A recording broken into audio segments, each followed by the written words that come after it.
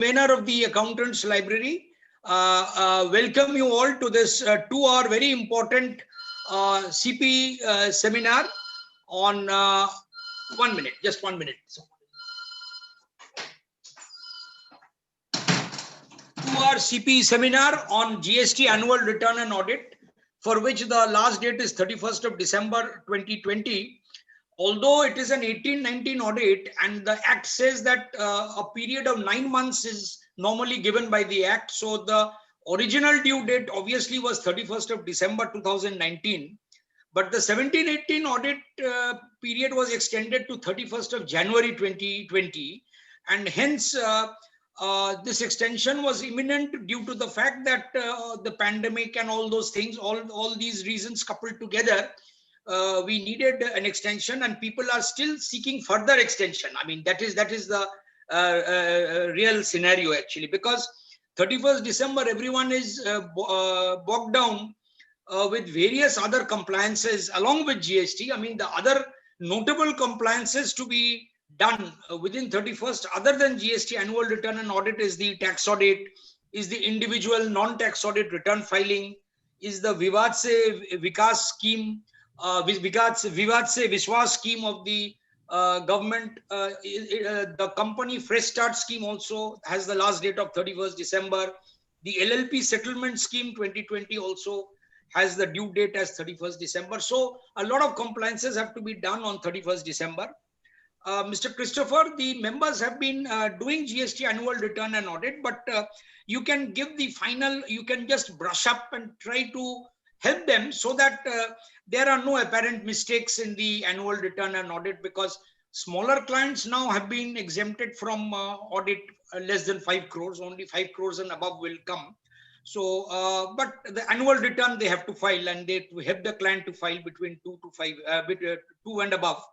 So they need those final touches actually to help them sharpen their skills, so that no mistakes are found in the GST annual return and audit, so that at least we don't, we are not in the receiving end of the wrath of the government actually, that that you have not done a good job. So with this small introduction, Mr. Christopher is a very renowned speaker. He is a pan-India speaker and he has spoken on various forums. His detailed profile, I think, will be read out by Devan, I think, has his profile. Shumon also has his profile. So now I hand over the proceedings to CA Devashish Mitro, the president of the Accountants Library, to say a few words before we formally invite Mr. Christopher to commence his proceedings, to start his proceedings. Devashish, it's all yours now. You can. You can all hear me, huh? Yeah, we can hear you. Yes. Yes. So good morning, everybody.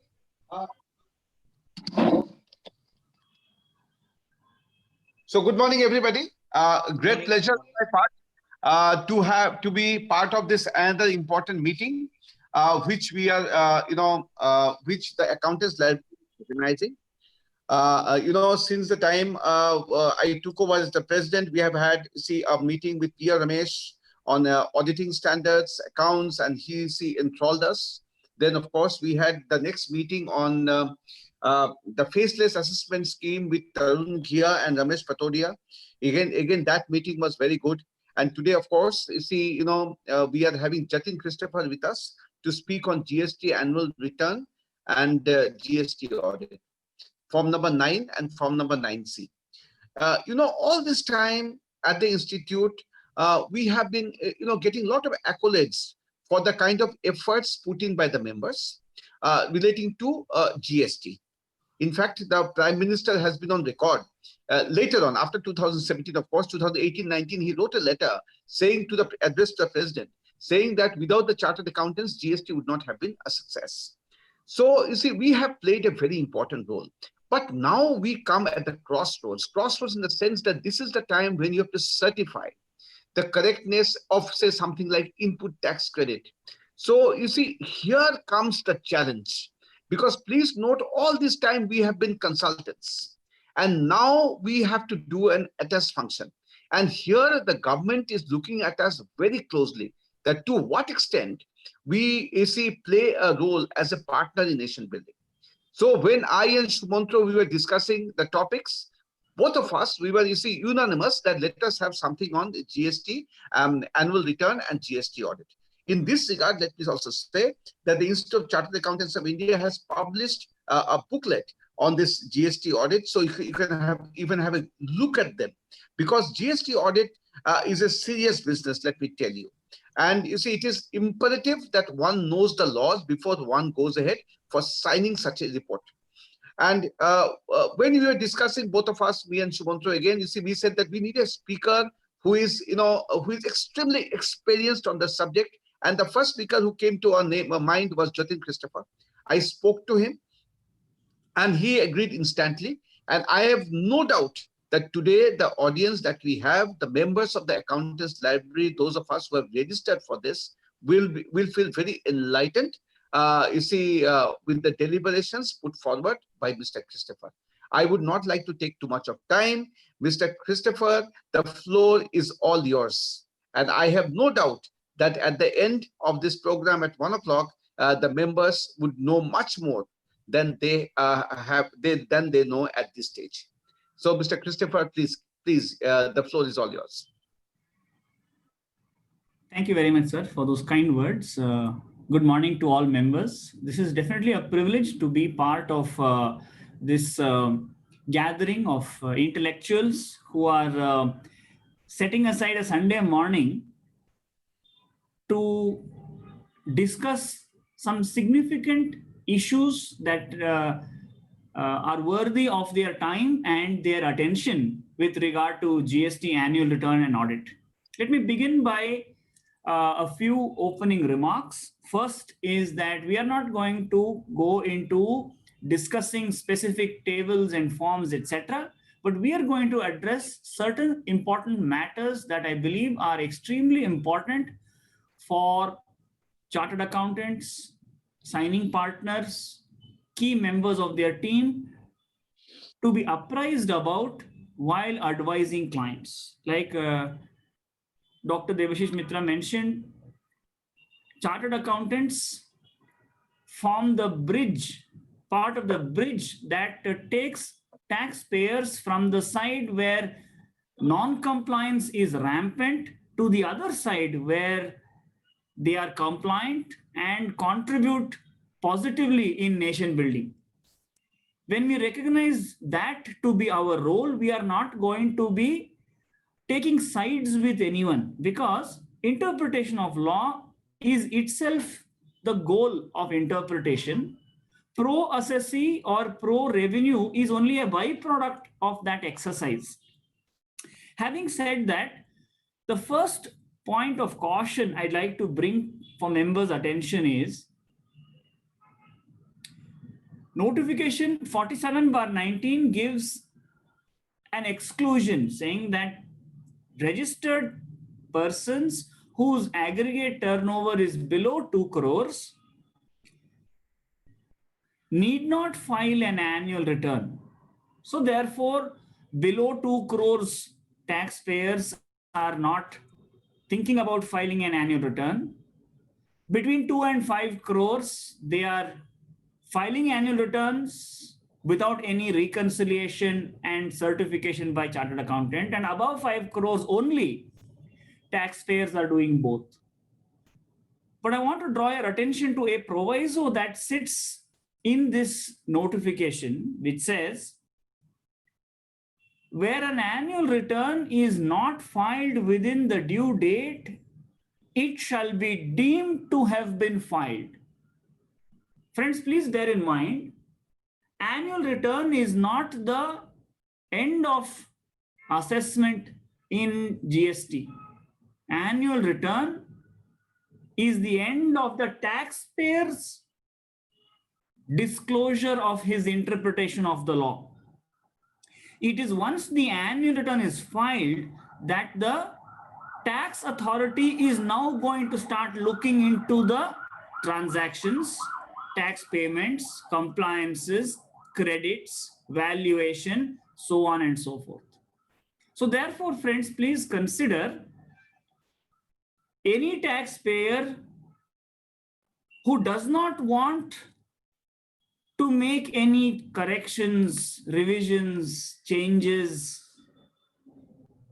perfecting the disclosure they have already made, and so on, such a taxpayer can choose to stay away from filing an annual return. The consequence of not filing an annual return is the system generated annual return itself will be taken as the annual return of those taxpayers, which means we are going to have to answer questions about information in the auto-populated annual return instead of an annual return that we ourselves have prepared and filed. So therefore, below 2 crores also, where possible, taxpayers to file the annual return. Next, above 2 crores, annual returns are compulsory. Above 5 crores, annual return and reconciliation statement is compulsory. Now, as a chartered accountant, we are very objective and independent as far as our clients' compliances are concerned.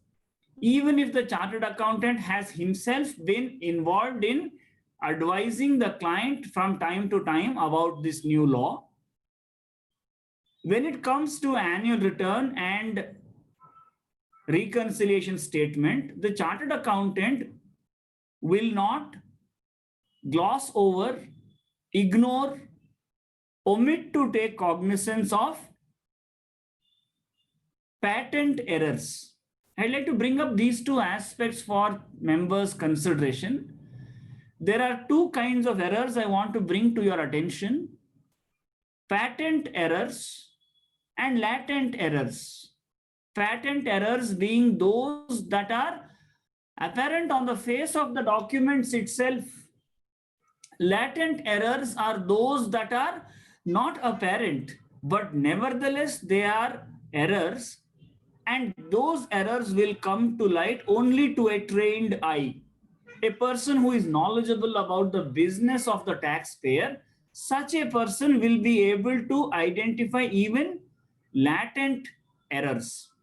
Keeping that in mind, let's consider what typically will be the patent errors. The most important patent error I want to bring for members' consideration is failure to make full disclosure. Taxpayers are seen to be taking a position that if it is taxable, I will include that information in my annual return.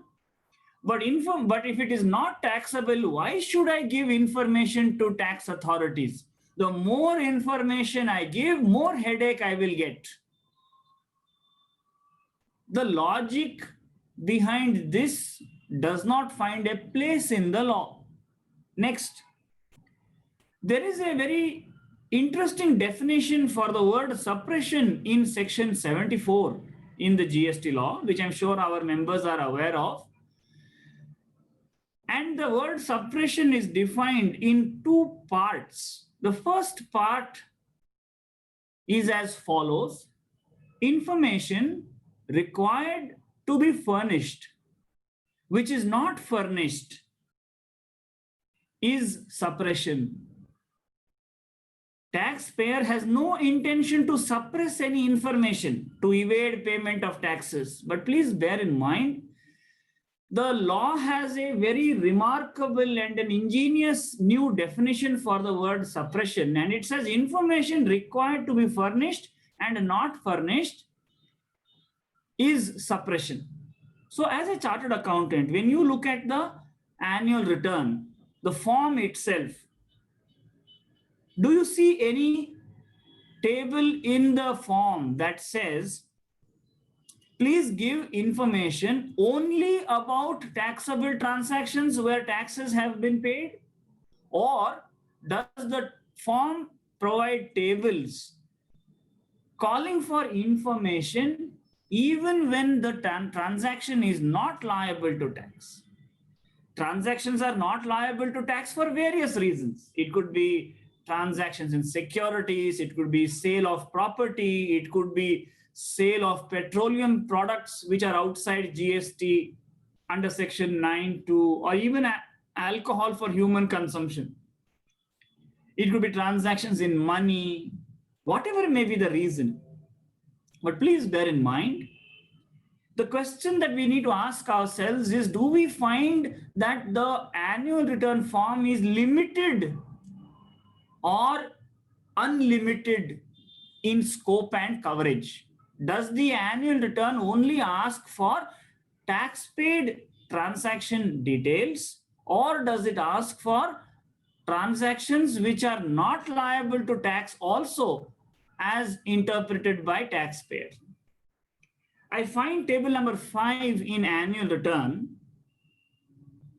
which very explicitly requires all transactions that have not been subject to tax to be disclosed in the annual return. In 1995 AR, in Ajanta Electrical's decision, Supreme Court very clearly said the design of the form gives the interpretation of the rule according to the government. Please bear in mind, the way a form is designed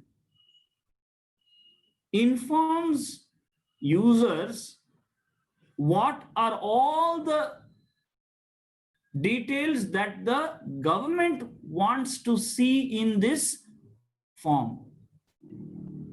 As we know, GSTR 9 or 9A is an annual return whose author is the taxpayer and not the auditor. The reconciliation statement, where applicable in 9C, the author is the auditor and not the taxpayer. So friends, please consider, when the government says, give me taxable and non-taxable details, and the taxpayer says, I will only give taxable transaction details, do you feel that the taxpayer's interpretation has to be blindly accepted by the government or not? We operate under a self-assessment tax regime. An example of a self-assessment tax regime is, I buy a new Jaguar car and I take it on Park Street, and I find that there are lots of nicks and dents in the car by the time I come out of it on the other side. Can I say the other people traveling on the road have a duty to be careful and not dent my car? Can I say, if the other people are not careful, that the government of the state is responsible to protect my car? Please bear in mind, self-assessment tax takes with itself this concept of accepted peril. If I have made an interpretation that is finally determined as incorrect, I will be responsible for the interest in addition to the differential tax. And if the reason that this interpretation was taxed is on account of suppression, then I will also be liable for penalty. Please differentiate the two. Intention to evade payment of tax and absence of intention to evade payment of tax. Non-disclosure, when it is called suppression, the presence or absence of any ulterior motive is irrelevant. So the first aspect that taxpayers need to be encouraged is, please make full disclosure. If you think it is taxable, please disclose that. If you think it is not taxable, please disclose that also. If it is not taxable because it is outside the scope of GST, let's find out. If it's outside the scope of supply, let's disclose that also. if it is excluded by schedule number 3 of the GST law, let's make that clear.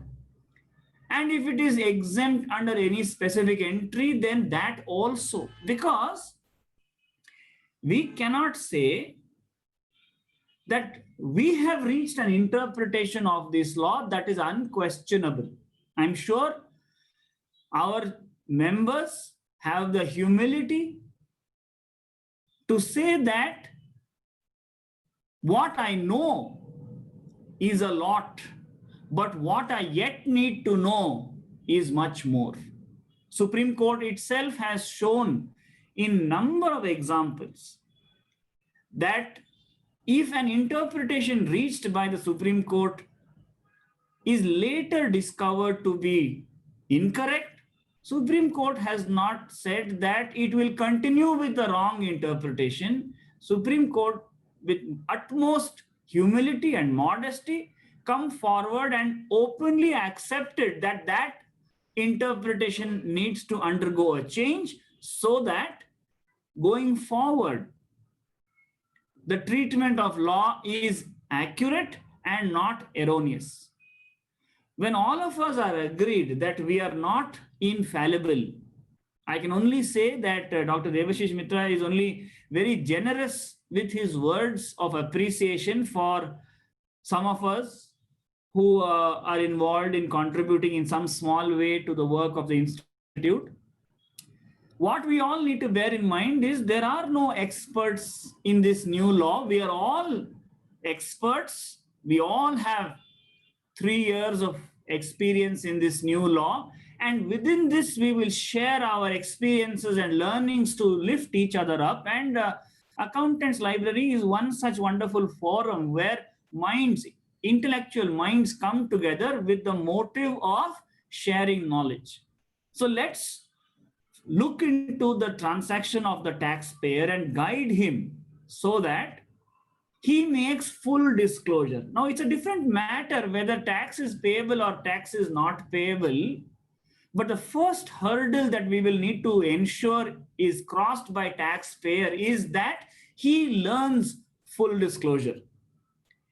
There is no reason to suspect that disclosure will invite trouble. Let me present 2 possibilities of non-disclosure. Possibility number 1, information is not disclosed. Department will ignore this non-disclosure. One possibility. They don't know, so they don't have information to ask questions.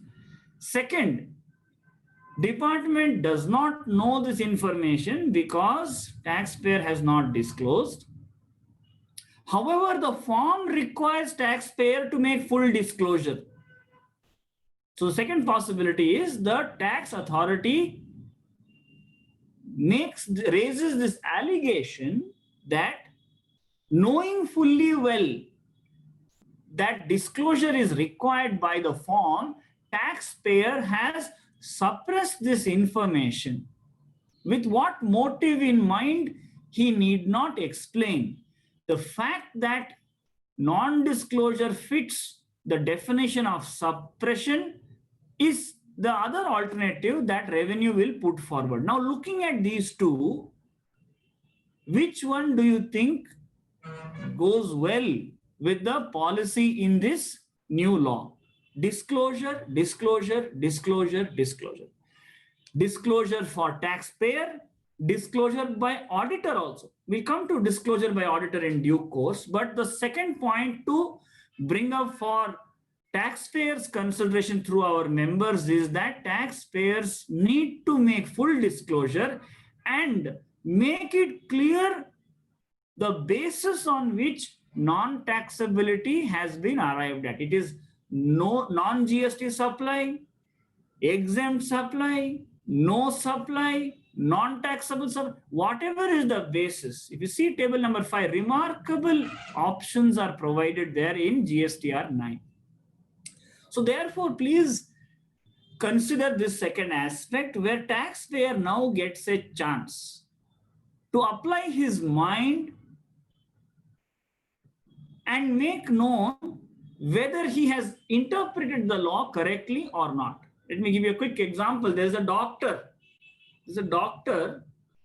who has received consultancy fees from a research organization. Doctor believes this is exempt from tax. Applicable TDS has all been deducted by the payer. But please consider, friends, should the doctor withhold this information on the assumption that all professional services by the doctor are exempt from GST, or should the doctor consider for a moment the basis on which the assumption about exemption has been made? And if that basis is discovered to be incorrect, please look at two other possibilities. One, wait for the department to observe and raise questions. Two, taxpayer himself comes forward to discharge the tax and avoid consequences of interest and penalty. About this, let me also mention, in the earlier tax regime, there was a very high probability of information slipping through the cracks. In the earlier tax regime, information collection, information compiling, case selection, verification, these were all manual. But friends, today, you know, government has spent thousands of crores of rupees to equip the hands of the tax authorities by running data analytics to extract reports. Now, these reports may be very machine driven. It may be what one would call dumb information. There may not be, I mean, there's a need that an intelligence be applied to this information. But in the past, information itself was not available. But today, information is available. Information duly sorted, analyzed is available. It is now for the tax authority to see if there is something missing in the picture. I'm sure we've all played this identify the missing element in the picture game. When you look at a picture or compare it with another, you will find some things different from each other, some things conspicuous by their absence. When any star batsman in the cricket team is not playing, it is not like that there is one player short in the team lineup. There are 11 players getting onto the field, but everybody will know that the star player is missing. Information in the returns system knows how to select information that is conspicuous by its absence.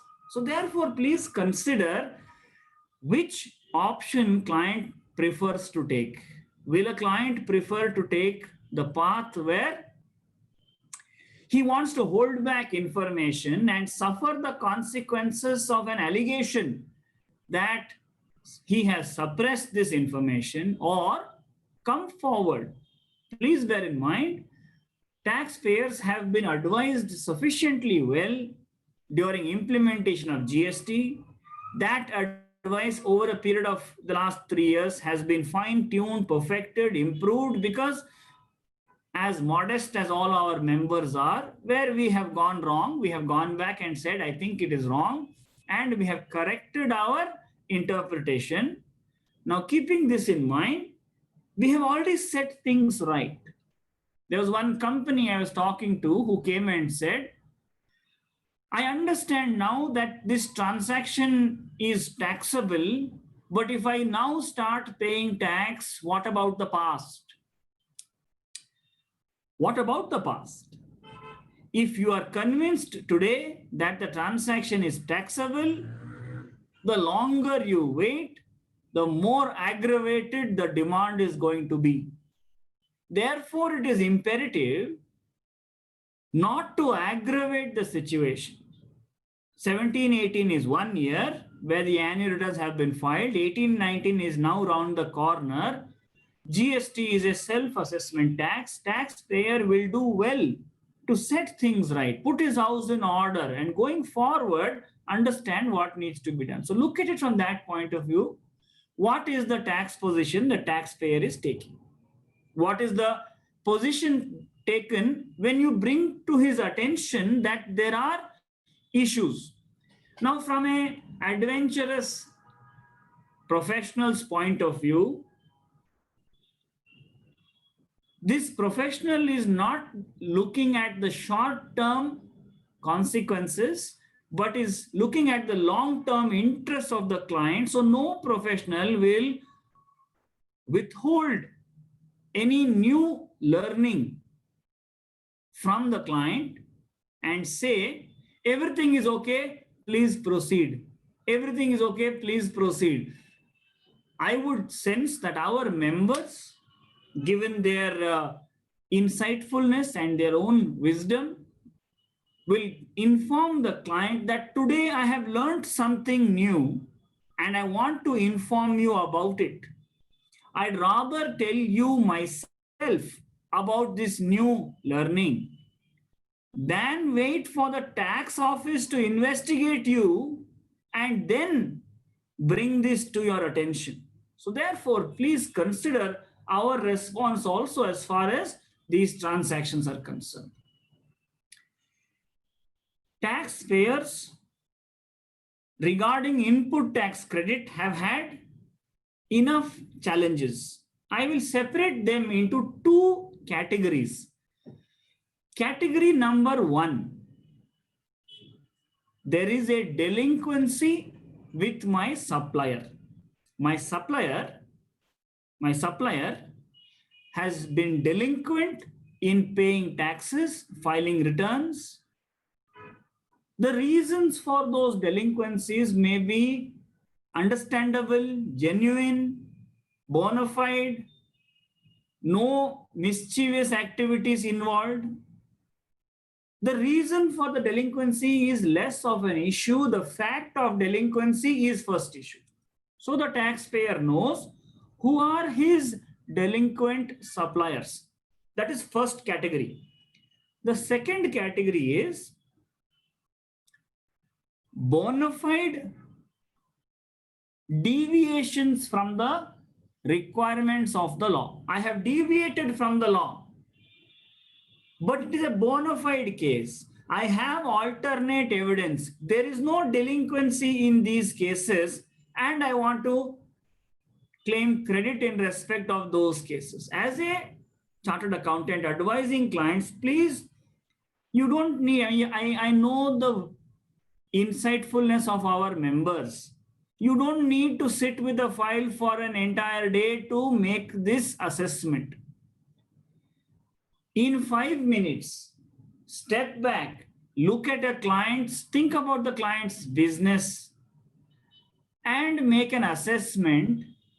What percentage of their suppliers are delinquent? 5%, 10%, 50%?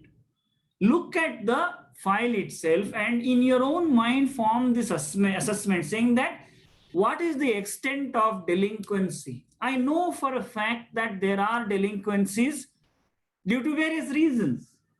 That tax has not been paid to the government.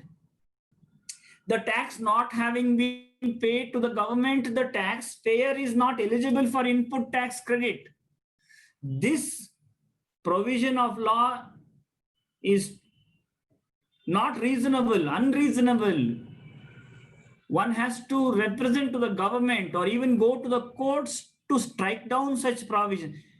We will do all those things in the future, but at present, make this assessment, delinquency and deviations.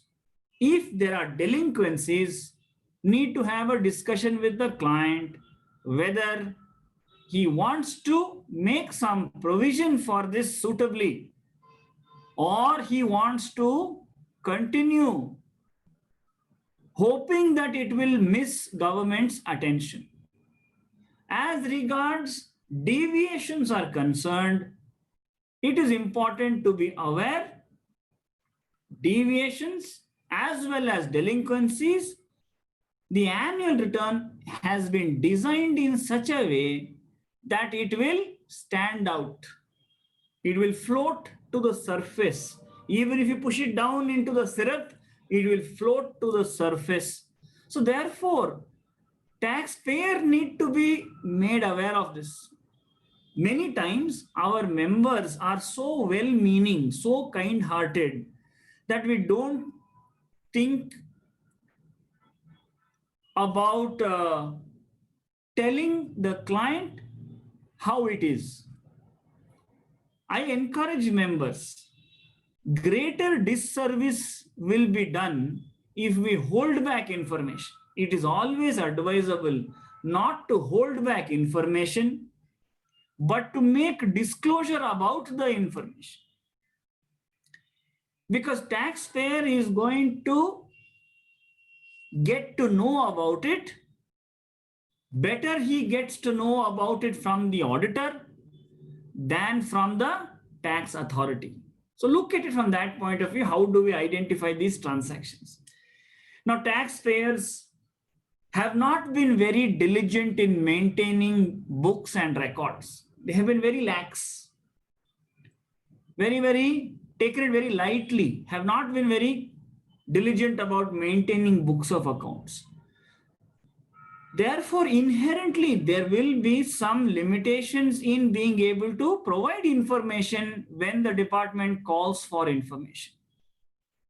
So the details, documents, verifications that is required in order to furnish the information will be done on a estimation basis. Taxpayer will make some rough estimation. Please be very careful, friends. Annual return calls for sufficient level of details, category-wise information. Table number 6, 7, and 8, if you see, it will call for sufficient details of information which the taxpayer needs to report. If the information is not available, please keep that in mind when we are preparing the reconciliation statement as to how we will need to go about treating this.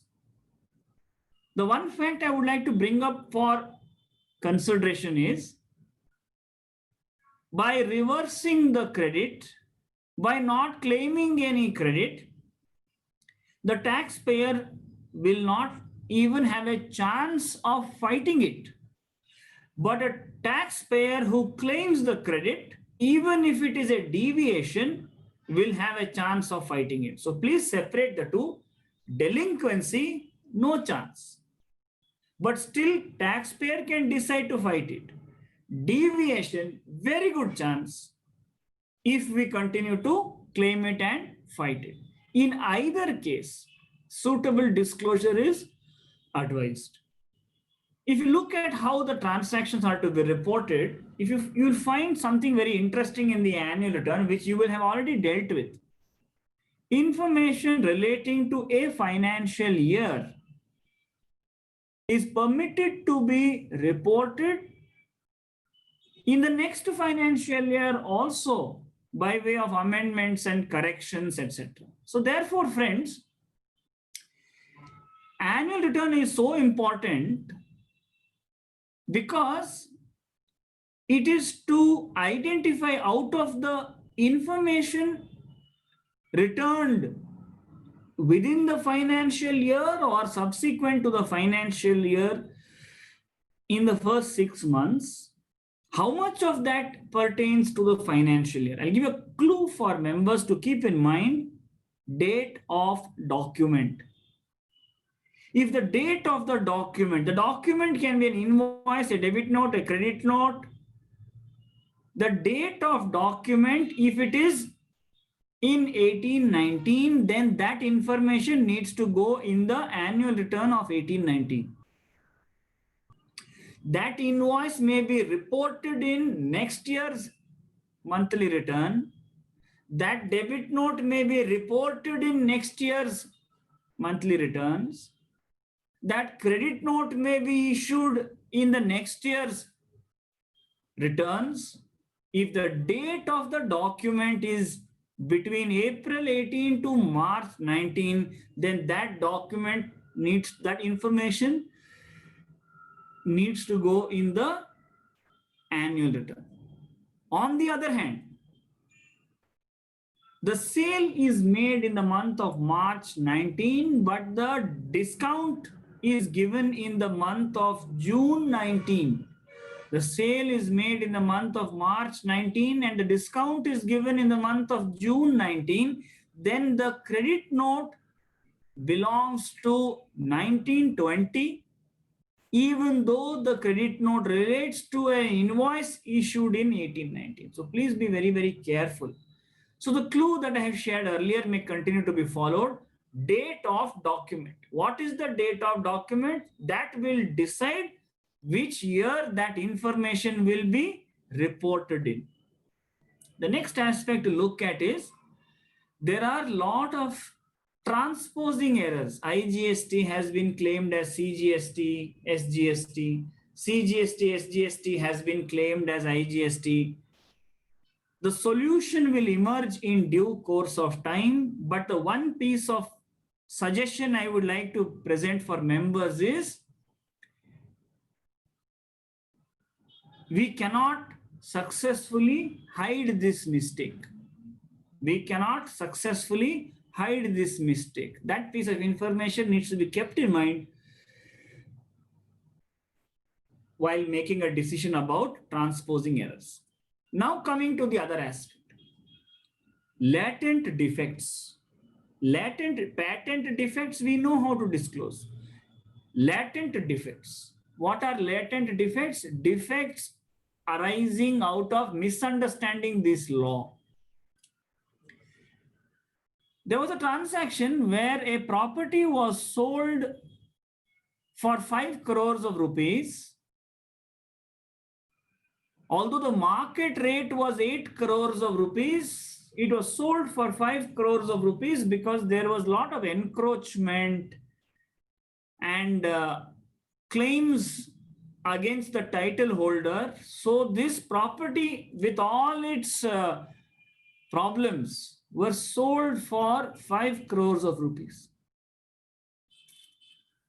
The person who got the property spent 1 crore of rupees and got all the litigants to withdraw their litigation, clean up the title, and sold this property for 8 crores of rupees.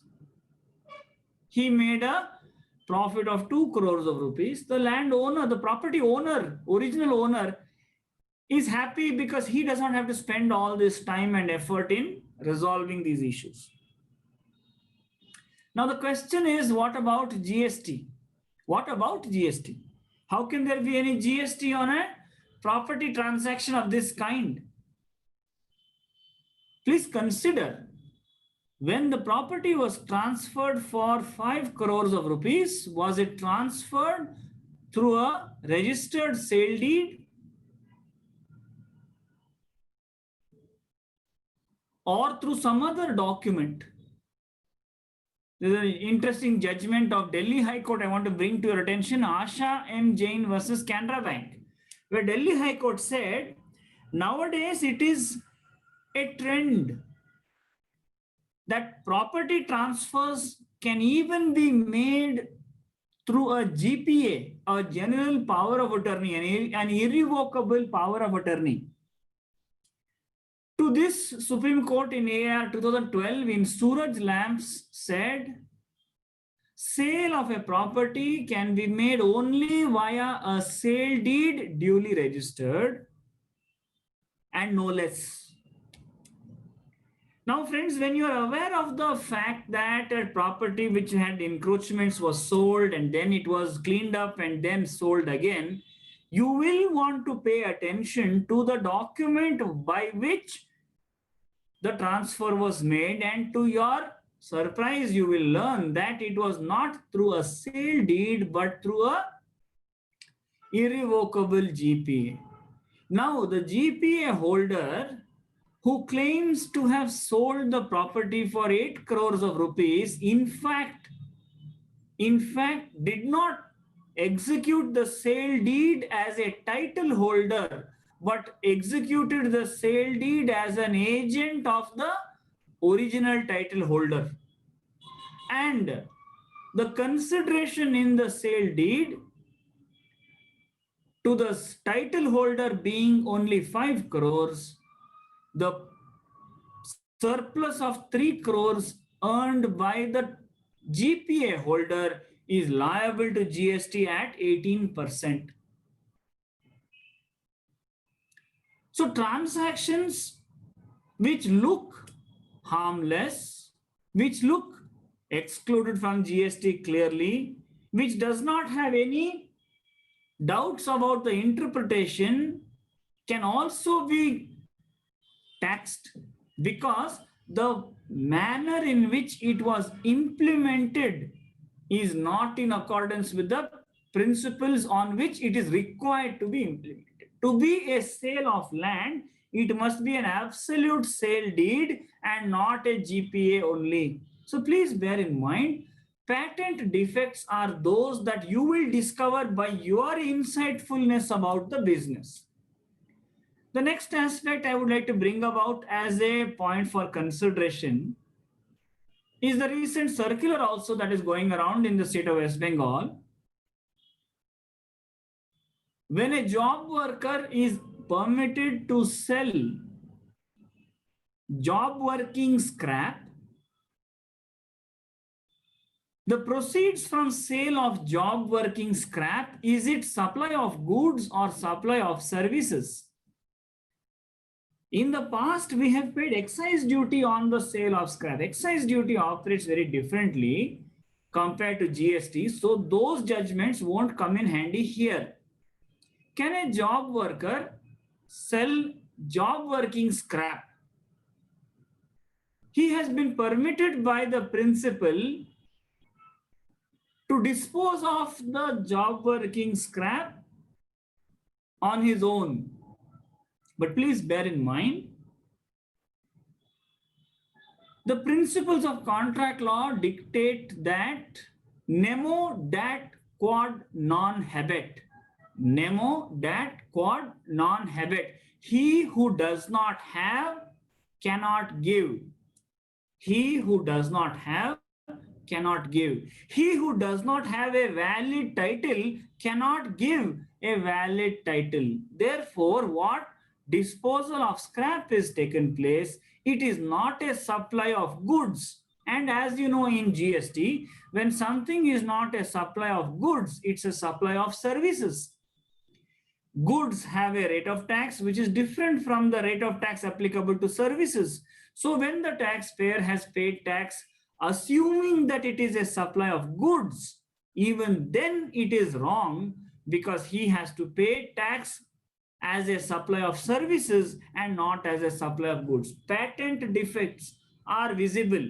Latent defects are invisible, that only a trained mind like a chartered accountant will be able to discover and disclose. Now, during your review, you will come across these kinds of deviations. The question is whether you will choose to keep quiet or you will bring it to the taxpayer's attention. The reason why we need to bring this to taxpayers' attention is bad news best disclosed early. Bad news is always best disclosed early because the longer you wait to give this news, the more catastrophe it will attract. But you never told me this before. But you are only advising me on all these matters.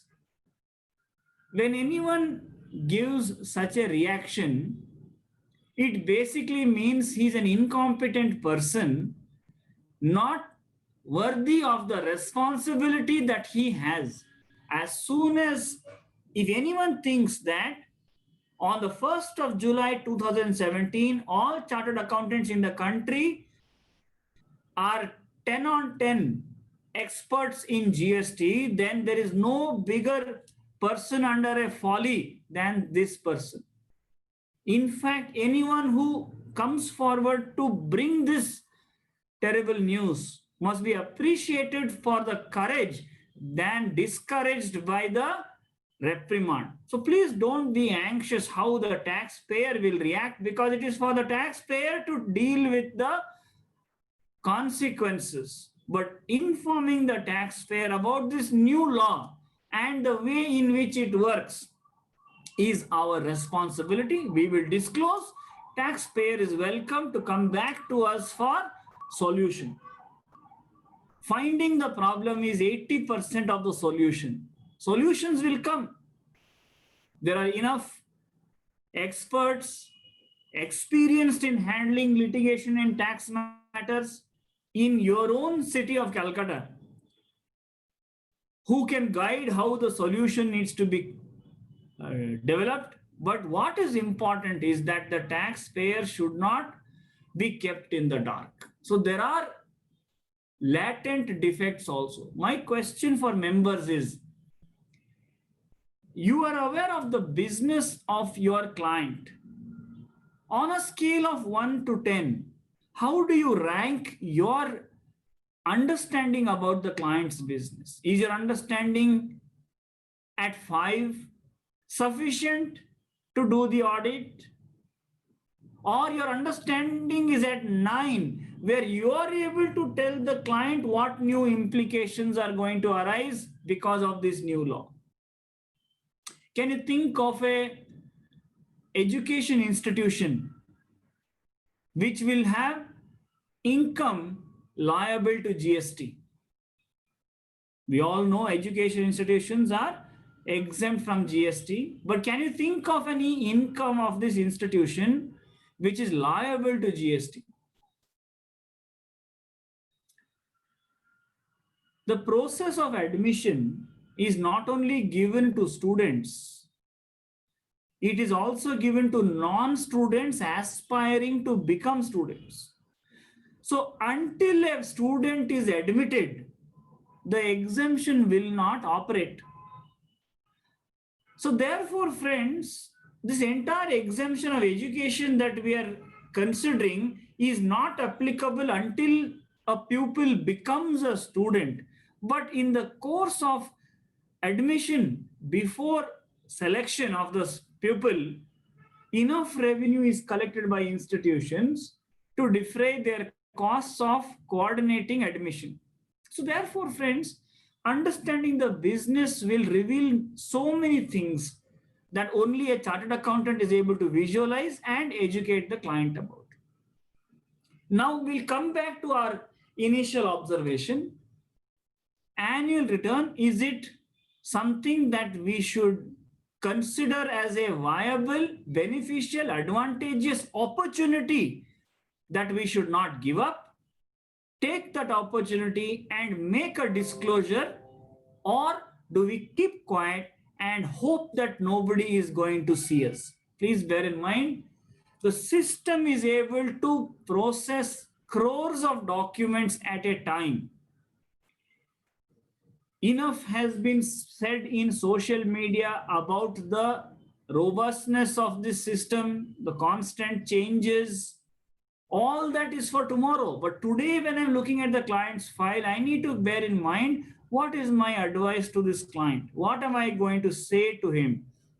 Keep quiet, don't make noise, and hope that you will not get noticed, or look at your own mistakes, set things right. If nothing, be aware of the consequences. Annual return for composition taxpayers is also prescribed in 9A, Form 9A. annual return for composition taxpayers is not a clerical task. It is a task of great responsibility because it is here that a lot of information about the taxpayer will be disclosed. I'll give you only one example and move on. A composition taxpayer who sells goods carrying MRP. Composition taxpayer may be a grocery shop, maybe a supermarket, a small supermarket, a medical shop, anyone who sells goods bearing an MRP, a mobile phone dealer. Can he sell at MRP? Please bear in mind, MRP includes output tax also. The price of these goods in a large retail chain is the same as the price in the small store that you go to, composition taxpayer. But the price is not different in both places. Of the two important restrictions for a composition taxpayer is no collecting output tax and no input tax credit. By selling MRP goods at MRP, the composition taxpayer has rendered himself disqualified from the composition scheme. Annual return is the place where this information is going to be disclosed, that total turnover is MRP. 1% tax is discharged by the trader. Please be very careful. GSTR 9A itself can be a supporting document to raise demand on this composition taxpayer. Composition taxpayer who defaults on these two basic conditions will be denied composition benefit ab initio, which means for the entire year he will have to pay full rate of output tax, and there is no provision for department to give input tax credit to such a composition taxpayer because time limit to claim credit is over and the way to claim credit is only through return in section 39. So therefore, please bear in mind, composition taxpayer will be under a very distressed situation in the way in which the annual return is prepared. Please also consider then, what now should the tax auditor do when taxpayer has taken one or the other position regarding his annual return? The first aspect that I would like to bring up for auditor's consideration is good quality GST audit does not mean clean report. To issue a clean GST audit report is not the definition of a high quality audit. In fact, I will say in most cases, a clean report means poor quality audit. What do I mean by that? Let us look at instances about the quality of books of accounts maintained by the registered person. Section 35 provides how accounts and records are to be maintained by a taxpayer. As you know, friends, nearly everyone maintains books of accounts on a computer system. Because they maintain books of accounts on a computerized environment, they don't have the practice of maintaining head office and branch accounts independently. There is no trial balance called branch trial balance. There is no trial balance called head office trial balance. When you ask for a branch trial balance, taxpayers will say, yes, we have it, I will give it to you. In fact, what they will give you is a branch profitability statement and not a trial balance, because memorandum entries will get cancelled out. So therefore, the first aspect to mention is books of accounts are maintained by the legal entity and not by the registered person. If it is not true in your case, then you can hold off this comment. It must only be a single registration client. But if there is a client who has more than one registration, such a taxpayer needs to produce state-wise trial balance to the auditor. And if he's not in a position to do that, this becomes the very first comment about books of accounts that an auditor needs to make in the report that he is permitted to prepare separately and attach to the certificate issued in Part B to GSTR 9C. Books of accounts are not maintained. Thereafter, the next important aspect is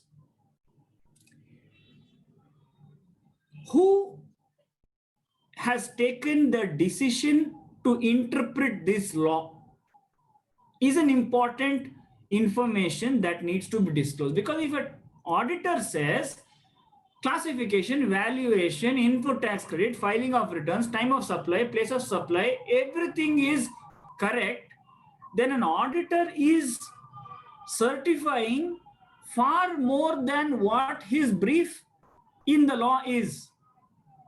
So therefore, there needs to be a very clear disclosure by the auditor about two kinds of information. One, where there is a significant aspect, the significant aspect has to be disclosed.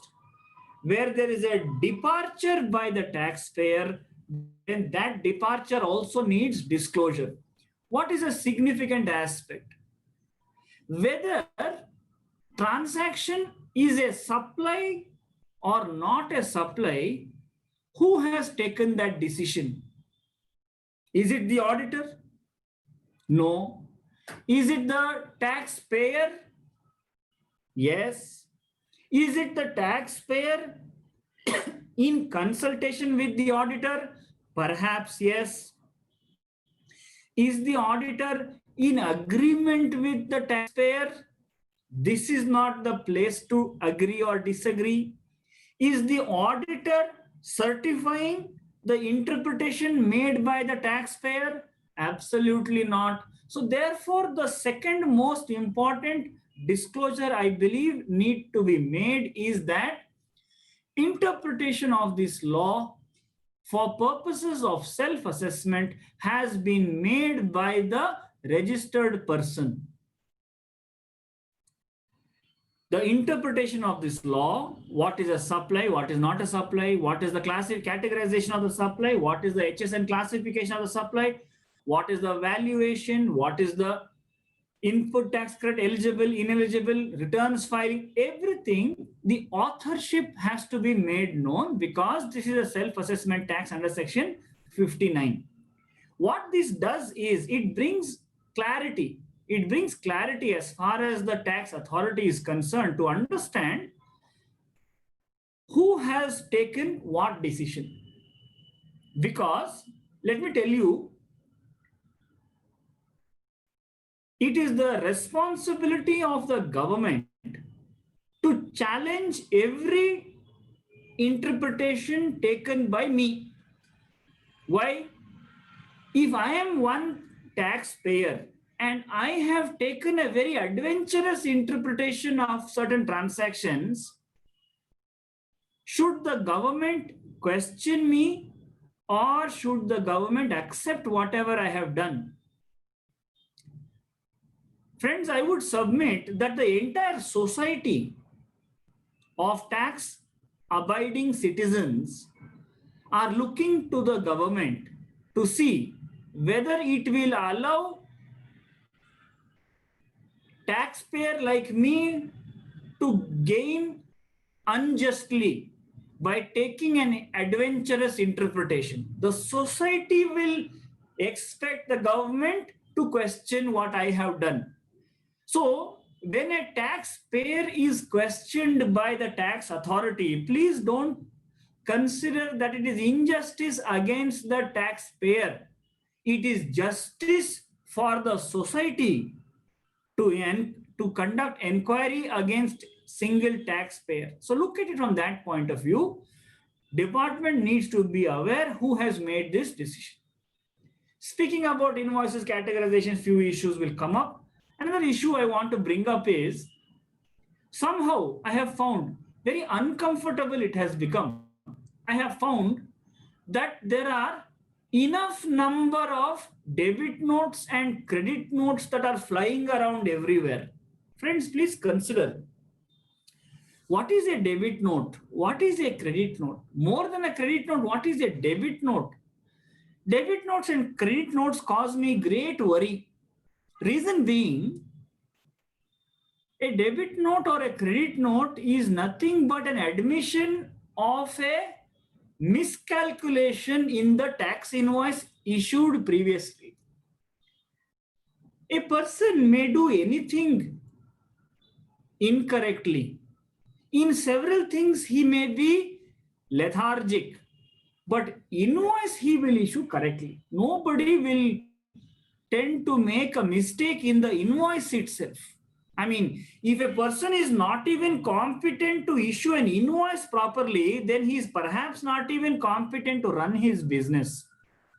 So when I see a debit note or a credit note, to me, it tells me it's a voluntary admission of an miscalculation in the tax invoice. Point number one. Point number two, what is the motive to come forward and correct this miscalculation? There are implications. I will tell you what they are. A question that comes to mind is, when a debit note is issued, that means the original invoice was not issued for the correct value, it was issued for a lesser value. A further amount is to be demanded for the same original transaction, that a debit note is now being issued. So please consider, for a debit note, what is the HSN classification? Think about it. There's a debit note being issued. What is the HSN classification for the debit note? A debit note is nothing but an extension of the original invoice. Therefore, debit note will carry the same HSN classification as the original invoice. A debit note also does not have a different time of supply. There cannot be a different time of supply because nothing new is being now supplied. It is not like I sent 100 kgs with a tax invoice, then another 10 kgs I am sending, and for the 10 kgs I am issuing a debit note. No. If I'm sending 100 kgs with one tax invoice, and then I am sending 10 kgs with another tax invoice will be issued. But if I'm sending 100 kgs, billed 1 crore, now I am only sending a debit note for 20 lakh rupees, then this 20 lakh rupees is an additional consideration for the original supply. So therefore, all debit notes must attract interest liability. So when you see a debit note itself should raise questions. Credit notes are another story altogether. Credit notes are issued not necessarily according to section 34. Section 34 gives 5 situations when a credit note is to be issued, but credit notes are issued for n number of other reasons. As an auditor, when we see credit notes that are issued that is not conforming to section 34, please ask yourself, what happened to the tax on the value of this credit note? Credit notes that I have issued, credit notes that I have received, both attract 2 different kinds of treatment. Due to paucity of time, we will not go into those issues. But the question is, for a chartered accountant to look at presence of debit notes and credit notes as internal control lapses. Billing system itself contains some lapses that there are so many debit notes and credit notes issued. It will attract questions. It will not only attract questions about interest and classification, it will also attract questions about the original invoice itself. What was the motivation to commit such a miscalculation. The other aspect for us to look at when we see reconciliation statement, friends, when you see table number 5, you will find 5A to 5O, number of tables provided for the reconciliation. The aspect I would like to now call upon auditors to consider, ask yourself this question. When an auditor certifies GSTR 9C, do we certify the zeros also? When there is some table that says 0, when there are some values in any table, obviously we are certifying that value. But when there is a table that does not contain any value, does it mean that the auditor is not certifying that table? In other words, can we say wherever there are values appearing in the GSTR 9C, I will explain what has been done. Is that my only responsibility? Or wherever nothing is mentioned in any particular table, by me certifying such a reconciliation statement, am I telling the department one of two things? Point number 1, I don't know what is this table number 5D, for example. I don't know. That is why it is 0 when I have certified it. Or does the chartered accountant represent to the department that based on my knowledge of GST law, based on my knowledge of accounts and auditing, based on my knowledge of the business of the taxpayer, it is my professional opinion that table number 5D is 0. Friends, please bear in mind section 101 of Evidence Act 1872, which says that where anyone makes a statement or an assertion, it is the responsibility of that person to prove that statement or assertion. When I say 5D is 0, it is my responsibility to explain why it is 0. So please bear in mind, auditor needs to make a very clear disclosure. What has been done about every single table finished? We don't have to go through all the tables. We only have to understand our responsibility extends to the whole form and not a part of the form.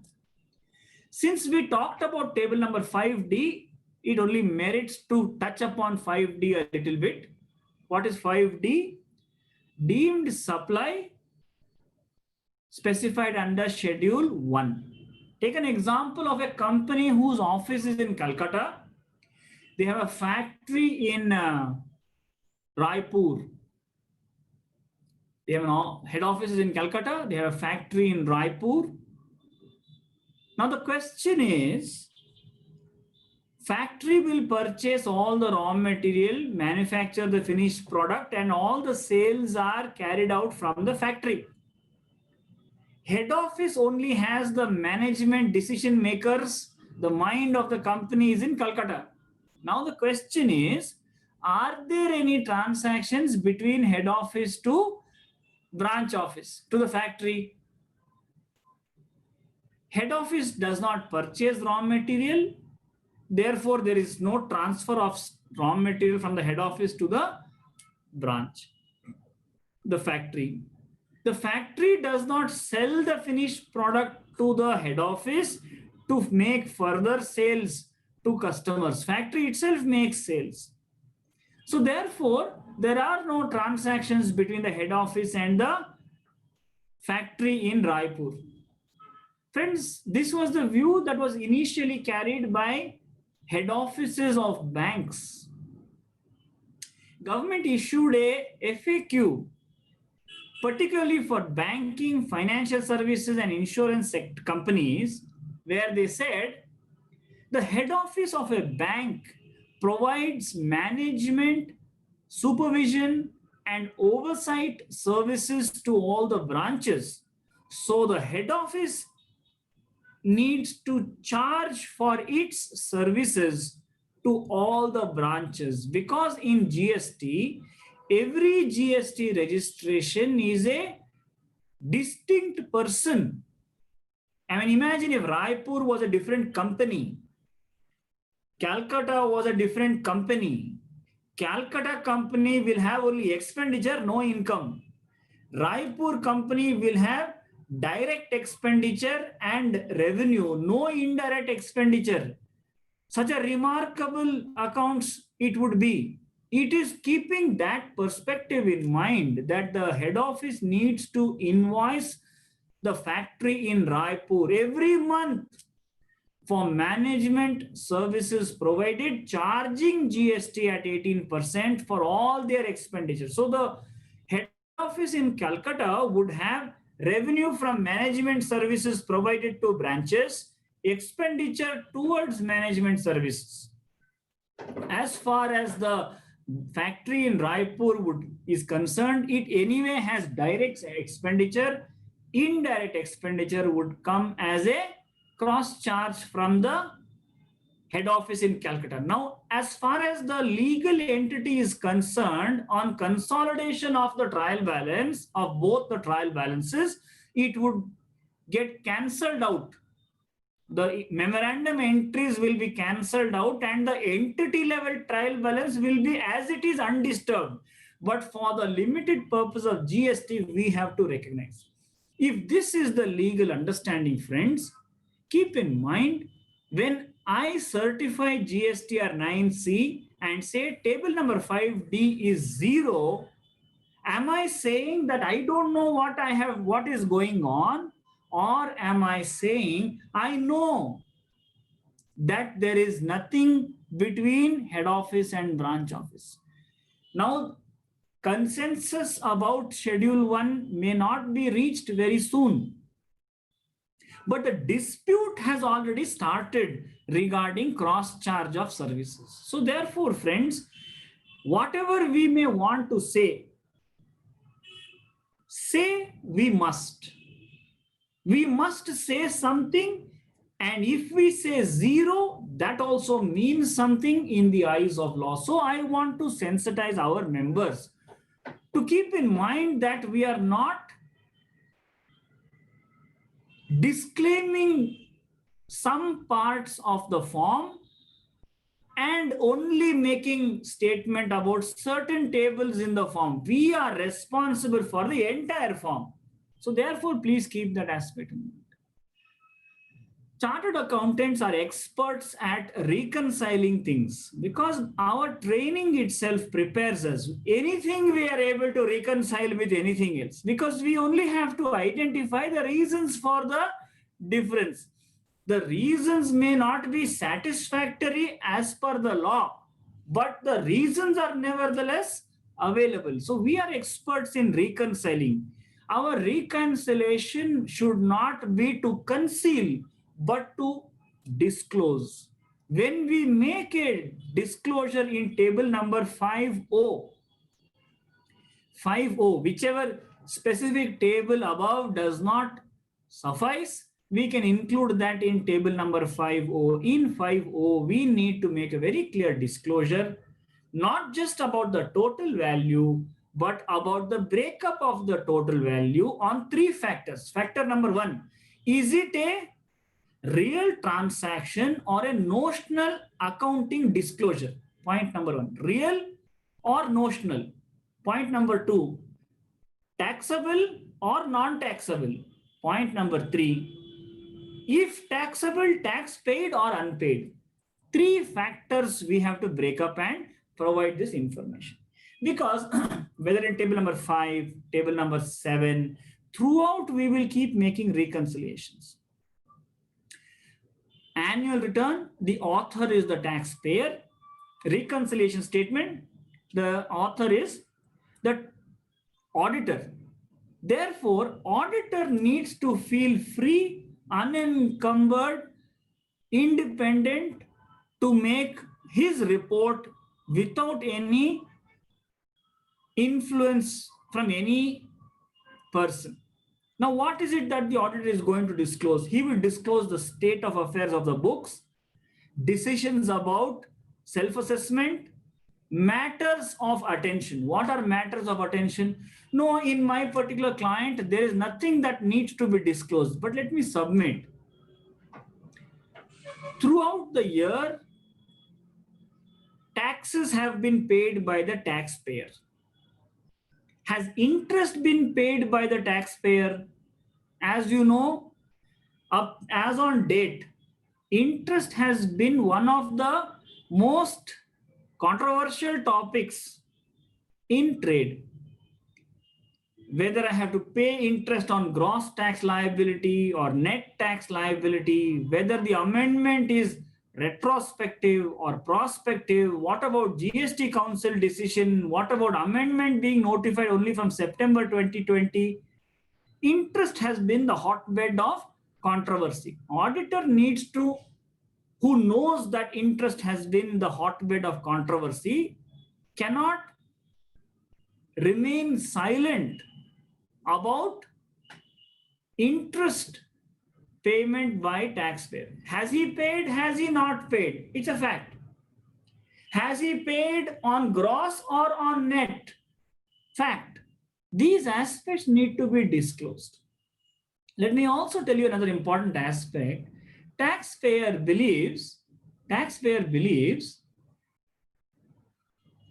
for the entire financial year, if I discharge my tax liability, I am okay. This is completely far from the truth.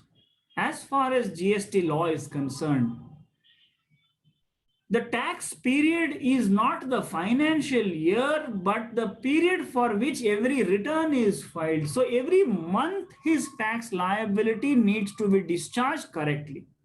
I'll give you a small example to illustrate this point.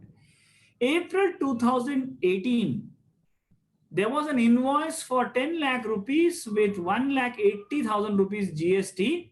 This invoice was omitted from being accounted and reported in the monthly returns.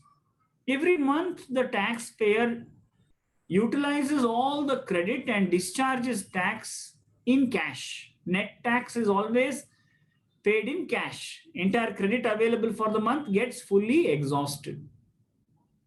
In the month of October, November, taxpayer received payment from the customer 11,80,000 rupees. The payment received was accounted, and at that time it was discovered that there is a customer whose account is a credit balance. How can a debtor have a credit balance? So they went into it and discovered that one invoice for 10 lakhs plus 1,80,000 rupees GST was omitted. So therefore, immediately in the month of November, it was reported in GSTR 1. And on the 20th of December, tax was discharged of 1,80,000 rupees on this invoice in addition to all other invoices.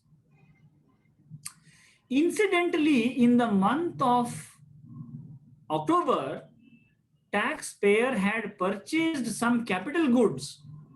He had capital goods credit in the month of November of about 5 lakhs of rupees. This credit, as you know, GST law does not allow you to keep the credit and pay by cash. It forces you to exhaust the credit and then only pay by cash. So this liability of 1,80,000 rupees was fully discharged using the capital goods credit available in the month of November. Rest of the year, no other mistakes, everything was done fine. Now, as reconciliation approaches, audit approaches, the question that we need to ask ourselves, has the taxpayer left any taxes unpaid during the year? Absolutely not.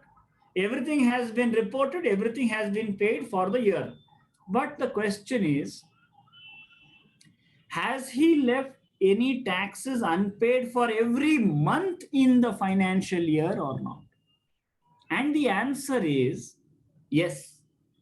In the month of April, he has omitted to pay tax of 1,80,000 rupees. And this liability of the month of April has been discharged using input credit of the month of November 2018. Friends, in GST, time travel of credit is not permitted. November credit cannot travel back in time to discharge April liability. November credit cannot travel back in time to discharge April liability. April liability has to be paid in April out of April credit. If April credit is not sufficient, it has to be paid by cash. No, but since he has anyway paid the tax, he should only pay interest. Interest is not the only issue. I will tell you what will happen. Take an example. We are conducting a GST seminar in the month of March 2021. In the month of December 2020, registration is collected from all the participants and we collect 1 crore rupees. In the month of December, when the returns are being filed on 20th of January for the month of December, the liability is 18 lakh rupees of GST. Is there any input tax credit available? Nothing is available because the event is in the month of March. So the auditorium hire charges, audio video equipment hire charges, travel, banquet, stay, all these expenses will be incurred only in the month of March. So the credit will be available in the month of March. Can this event organizer file nil returns for the month of December, January, and February? And in the month of March, when he gets credit as much as 15 lakh rupees of input tax credit which he receives, can he offset the credit of March with liability of December? Impossible. Impossible. So therefore, friends, please keep in mind, time travel of credit is not possible. To summarize this point, I would like to submit liability to GST belongs to the month in which invoice has been issued. Credit belongs to the month in which it is shown in 3B returns. Liability has to be discharged for every month out of credit claimed in that month. Credit cannot flow back in time. In other words, arrears of tax cannot be discharged out of future credits. That becomes the point for consideration. As an auditor, when I'm looking at the reconciliation statement, we know how to reconcile everything. There is no problem with it. We can reconcile anything with anything. That is the expertise. The question is the reasons for the reconciliation. Is it resulting in any new liability or it does not result in any new liability becomes important. It is for the auditor. Annual return is filed for the whole year. It is for the auditor to identify if the monthly tax returns are reported diligently or not.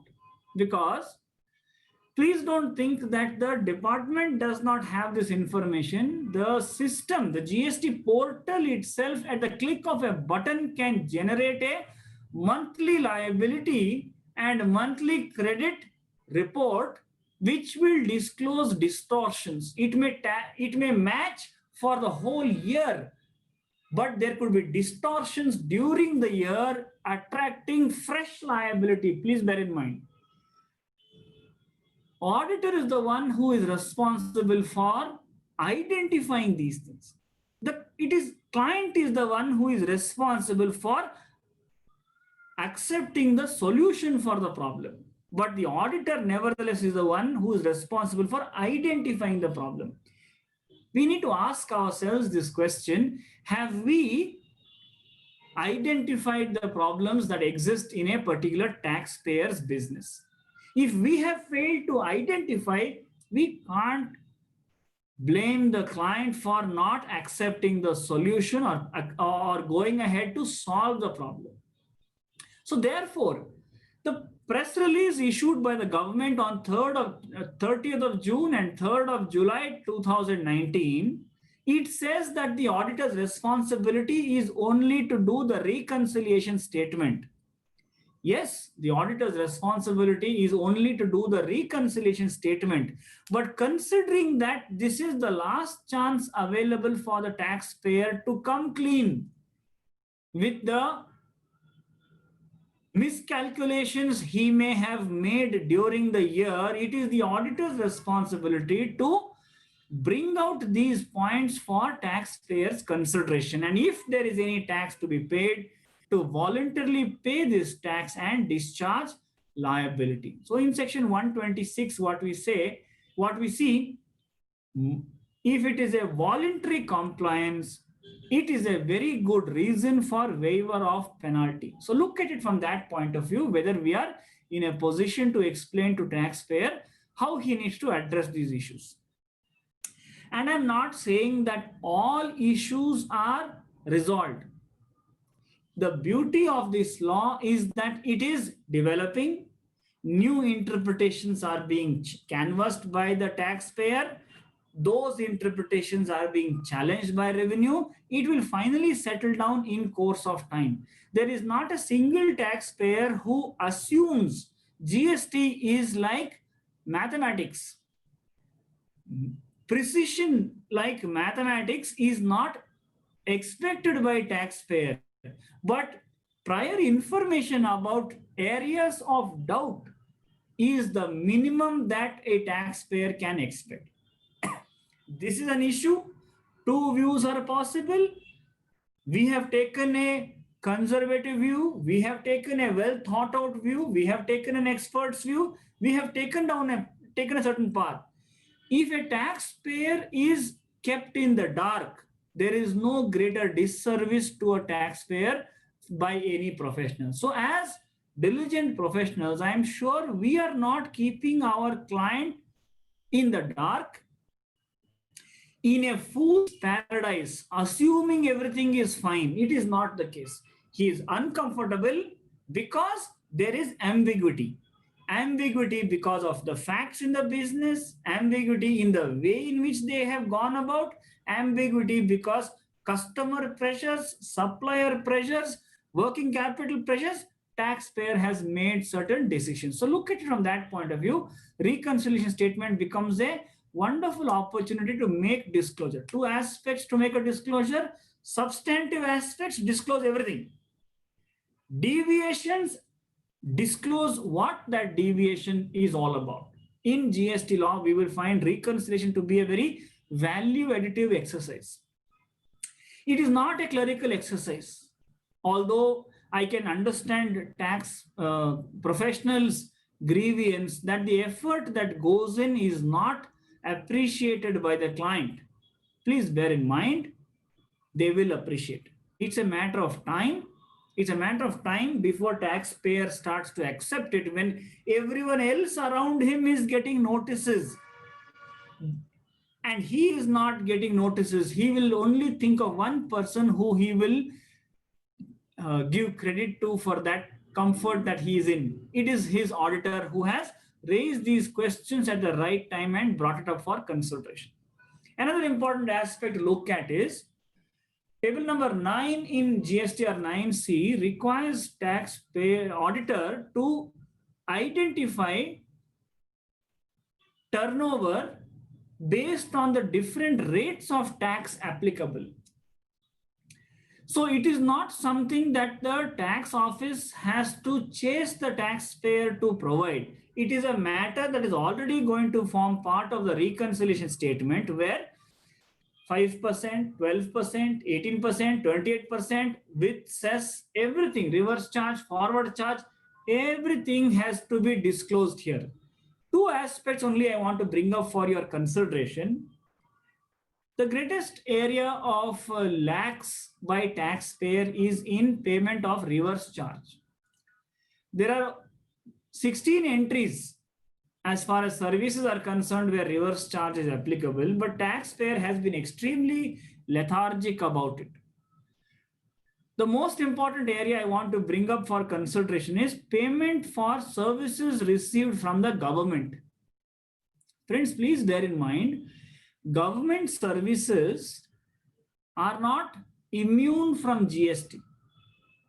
If you see section 217, I think clause H, very clearly it says services by government is also business. 217 defines business. So services by government is also business. So when services by government is business, the payment that we make for those services is the consideration paid for the supply, and except in 4 instances, services by the government is liable to tax on reverse charge basis. Taxpayer has been completely lethargic on payment of reverse charge in respect of government services are concerned. When we report in GSTR 9C in table number 9 against 18% reverse charge 0, it means that we are only disclosing taxpayer has not been compliant. Against 5% reverse charge, if we say 0, it means taxpayer has not paid any reverse charge on goods transport agency services. So there are many such things that will arise. But how does one know whether I have availed any government services or not? The nature of business. The nature of business of the taxpayer itself will disclose where government services are involved or it is not involved. A company constantly bidding for government tenders, company providing services to government entities, company applying for government approvals and licenses, many such instances. The nature of business itself will disclose whether there should have been any reverse charge payment here or not. So look at it from that point of view. It will necessarily arise from the nature of business. Therefore, I keep emphasizing our knowledge of the client's business is going to be invaluable tool to efficiently complete GST audit exercise. I know our members are very well aware about the business, whether it's trading, whether it's services, whether it's shipping, whether it is construction, whether it's infrastructure, mining, exports, imports. We understand the business. So we are in a position to identify what exactly needs to be done as far as taxpayers' disclosure are concerned. So when you look at table number 9, rate-wise, disclosure becomes important. Next, GST rates have undergone plenty of amendments, particularly in 1718 and in 1819, not thereafter in a very big way. If rates of tax have undergone a change, please ask yourself, what is the checks that we have introduced, we have carried out to verify the date of giving effect in the billing system by the taxpayer. Taxpayer has rarely waited for the official notification to give effect to rate changes. Taxpayer has, with great enthusiasm, as soon as the GST Council announced in the press release that rates have been changed, that they have gone ahead and implemented, especially reduction in rate of tax, because customer will pressurize. Yesterday, government has decided to reduce the rate. Why are you still charging me the old higher rate of tax? Nobody has taken pains to wait for the notification to be issued under section 11 amending the rate of tax. In fact, GST Council itself started to include a footnote in their press release saying all rate changes will be effective only once notification is issued under section 11. So therefore, friends, please examine whether rates have changed, and if so, whether rates have changed from the effective date and not from the decision taken date. Next, another important aspect for auditors' consideration is anti-profiteering. Friends, anti-profiteering is not only something that is to be investigated by National Anti-Profiteering Authority under section 171. Every jurisdictional officer, every audit officer is empowered to verify anti-profiteering compliance. A consumer is entitled to complain to anti-profiteering authority who will conduct an investigation. But anti-profiteering, if no complaint has reached the anti-profiteering authority, does not mean taxpayer has managed to slip through the cracks. Taxpayer is answerable for anti-profiteering not only to the National Anti-Profiteering Authority, but even if no investigation is taken up, taxpayer is still answerable to the jurisdictional officer. So therefore, as an auditor, I want to submit two aspects of profiteering for your consideration. One, transition from earlier tax regime to present tax regime. Has there been a profiteering calculation and benefit passed on? Is there an exercise? Please don't even think that I'm asking you to go do anti-profiteering calculation. Please only consider whether anti-profiteering calculations have been carried out by the taxpayer. That fact cannot be hidden. It is like saying company has not done fixed asset verification. What has been done, if it has been done, what have been the findings, that is a subsequent matter. If fixed asset verification itself has not been done, auditor does not have to now carry out fixed asset verification. Anti-profiteering verification, has it been done or not? Point number one. Point number two, profiteering calculation is not only on introduction of GST, profiteering calculation is also on rate change in GST. I was supplying at 118 rupees when the GST rate was 18%. Now the GST rate has been reduced to 12%. I am continuing to supply at 118. It is 12 plus 106. That is the way I am breaking up my price. Please ask yourself, profiteering calculation exercise, has it been conducted or not? That's all, nothing further. Because auditor is responsible for educating the client at every audit occasion as to what yet needs to be done, because it is still 3 years since introduction of GST and we're still filing only the second year's GST audit report. There's a long way ahead.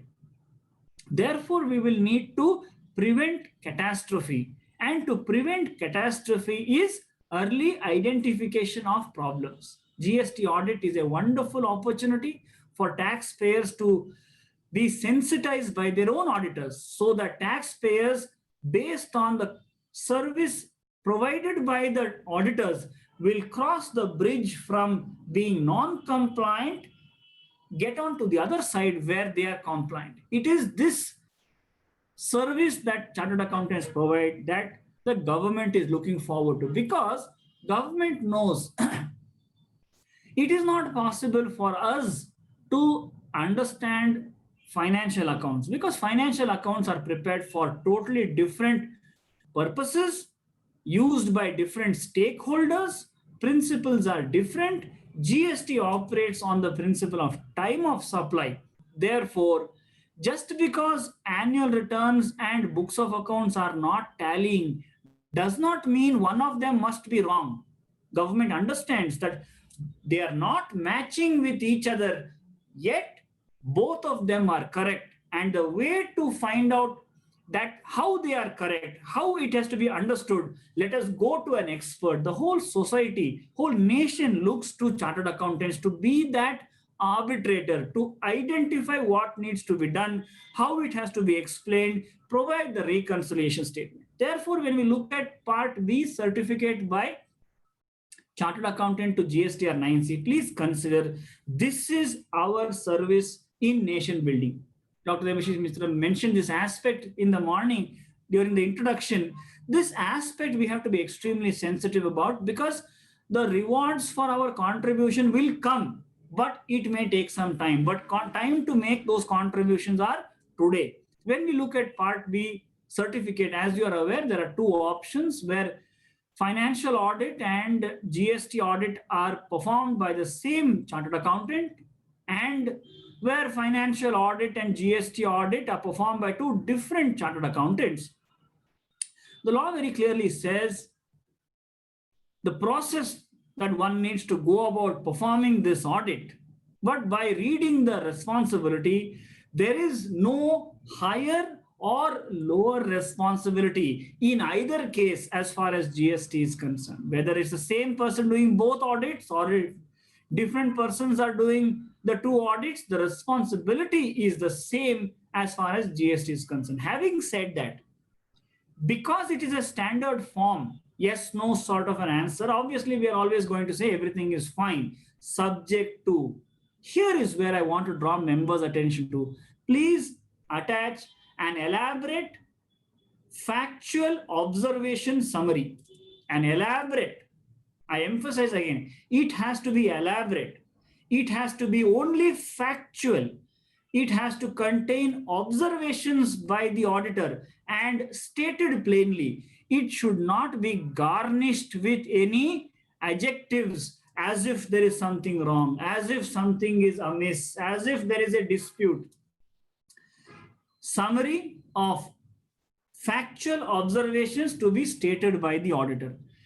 To share with you, we have a draft of the audit report that runs into about 15 pages long, because there are so many matters that need to be stated as a matter of fact. What has been done? Who is the author? What is the decision? Whether we agree or we don't agree, we still need to make this disclosure, because when the government says, look, we need help, and we want to go to an expert, and the expert is identified as the auditor, can this expert do anything less than what is expected of his expertise, capability, integrity, and standing in society? So I therefore compliment all chartered accountants, because we are in this unenviable place where nobody may recognize the contribution we are making today. It may get recognized, it will certainly get recognized in the future, but our contribution is not just to the client, but to the nation. So therefore, as Sushilji keeps mentioning this, GST audit is therefore not just not a opportunity for chartered accountants, it's a responsibility for chartered accountants. And I am sure all our members, having looked at the various aspects in the financials, are able to bring certain new perspective into how audit needs to be conducted in GST, how taxpayer needs to be sensitized about where he may be going wrong. The longer we keep quiet, the more aggravated will be the consequences for the taxpayer. So therefore, it is our service to taxpayer to caution him, to bring him up to speed about the issues. Merely because something was done in the past is no reason to continue to do so in the future. What will eventually stand is the midnight oil that chartered accounts were burning to get things identified and make a disclosure. It is up to the taxpayer thereafter as to what stand he wants to take. But lack of information, nobody ever told me this, is one thing he can never say, because our members will have burnt the midnight oil to bring this fact into the taxpayers' attention. I thank the organizers for giving me this opportunity, and Dr. Debashish Mitra particularly for inviting me to be part of this August gathering. I wish all our members the best in the next few days as we wrap up audits for 18-19 and look forward to the years ahead. Thank you all very much.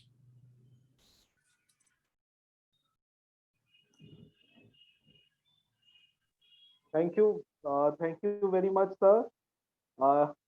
It was really wonderful listening to you. So before we close, I'm sure there would be a few questions that the audience would like to ask. So I open the floor for the audience to raise their query.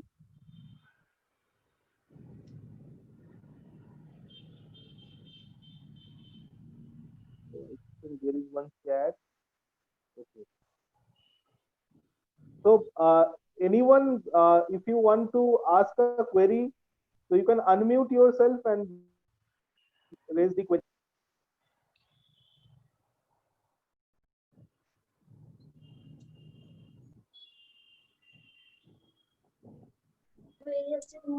Hello. Hello, Yes, ma'am. yes, madam. I have a question. The management service, see, the speaker said that suppose there is a head office at different state and the sub branch at a different state. So the head office is providing the service. For that purpose, there must be a service bill to the branch on which the branch has to disclose the input credit. Is it Correct. so? Correct, madam. Head office will Okay. charge GST and the branch will take that invoice and claim credit of the GST charged by head office. Okay. Suppose the management, there is no, there in the company, there is no practice of raising such invoice for the management service. Then where we have to disclose this thing? First, you may need to educate the client that they need to start this management practice, because GST will not follow the management practice. Management practices have to follow the GST law. So first you educate them about it. Second, you may need to discuss with them if they are willing to now come forward to discharge the tax, to pay the tax and discharge it. If they agree to discharge it, then you may make a disclosure in your audit report that in respect of management services to the branch, there has been a belated compliance for the current year in the year 2020-21. Fine, but if they disagree? Now this becomes like any other point of disagreement with the management. There has to be a basis for them to disagree. Perhaps they will come and say that they are not willing to discharge this tax, and you may make a comment about it that management services of the head office has been the management has been advised that the management services of the head office are not liable to GST as far as benefit of those services availed by the various branches. Some such disclosure needs to be made, because non-disclosure can be very dangerous as far as the taxpayer is concerned.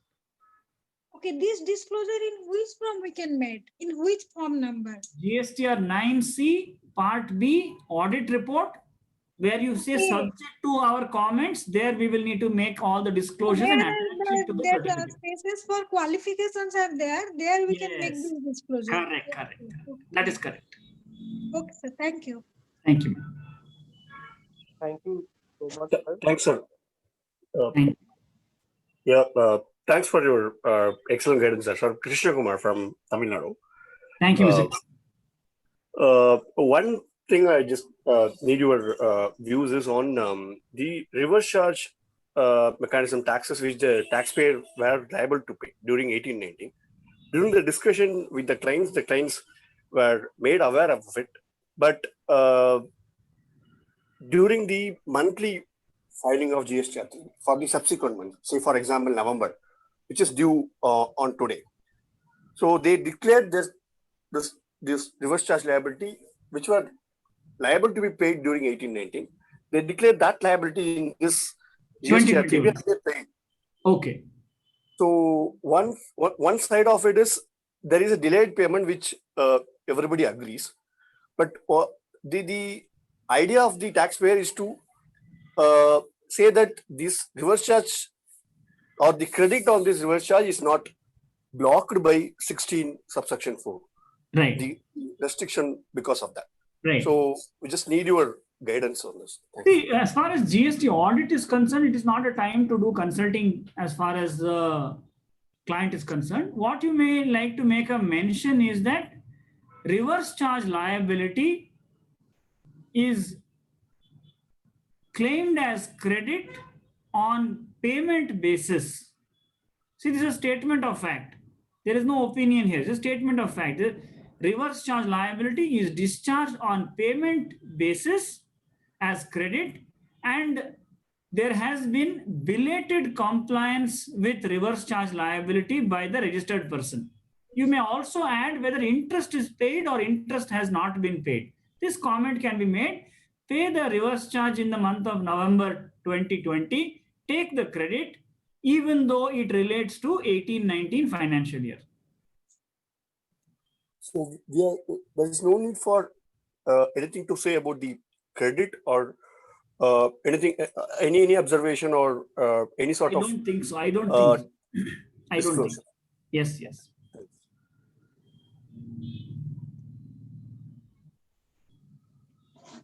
Do we have any other questions? Anyone from the audience?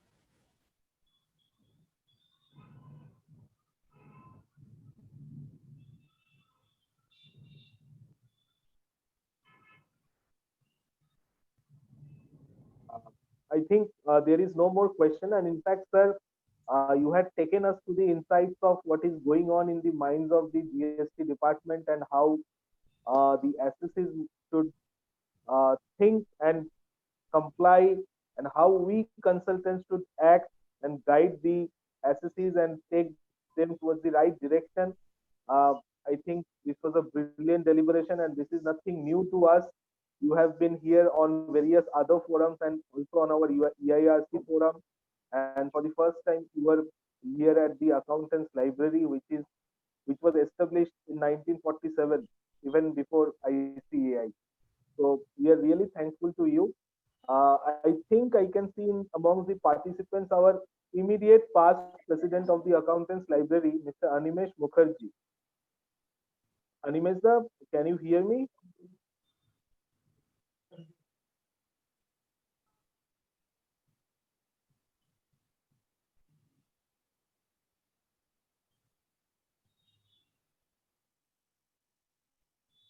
I think. Hello. Yeah, Diban. Yes.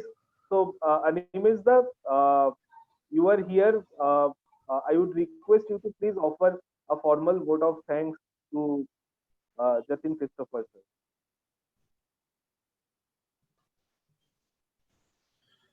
Yeah, thank you, Diban. It's a wonderful session today we had. And the topics are so very pertinent in today's scenario. And particularly at this, when we have all gone through this,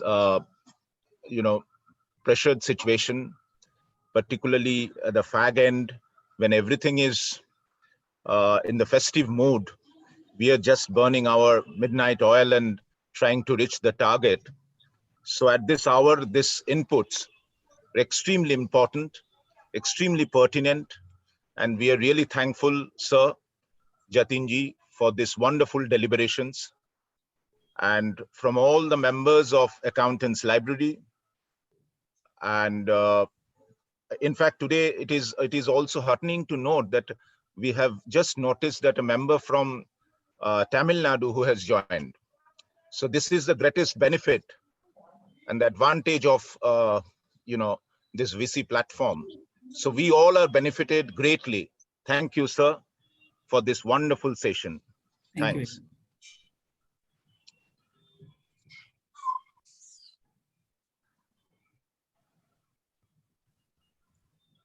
You're on mute. Let us all unmute. Let us all unmute ourselves and give a thunderous applause to the speaker, please. Thank you, Alvin. Thank you.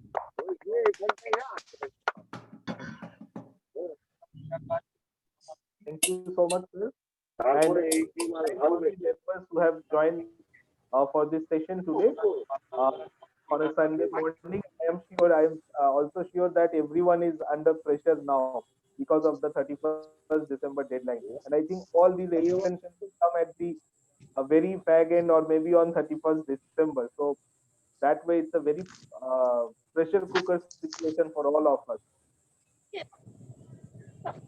So, we can formally sign off now.